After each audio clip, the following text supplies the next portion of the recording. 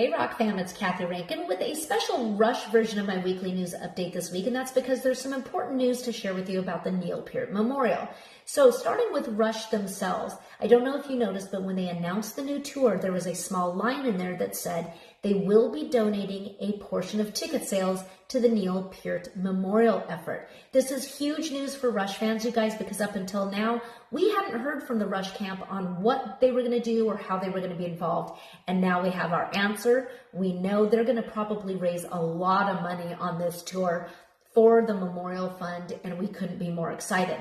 But I want to acknowledge some of the people and groups that have been working tirelessly behind the scenes for years before this to get this campaign going, to get momentum behind it, and things are really heating up. So I want to tell you a little bit about some of the donations that have been made, and I'm going to use my notes here.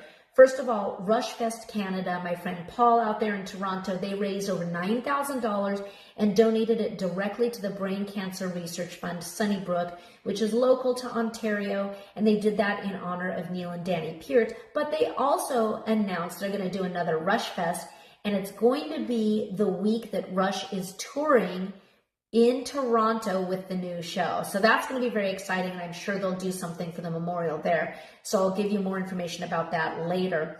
Secondly, Tom Ragan, Shredded Ragan Show out of 97 Rock, Buffalo, teamed up with the Peart sisters and the Peart family events, and they did a huge event with a bunch of Rush tribute bands in New York recently, and they raised over $17,000 that was donated directly to the city of St. Catharines, who is in charge of the task force for the Neil Peart Memorial. So that was really cool. Great job by those guys, and they have not stopped. They still have the Rush Off campaign going for tribute bands that want to participate in that. So again, I'll put links for all of these things below.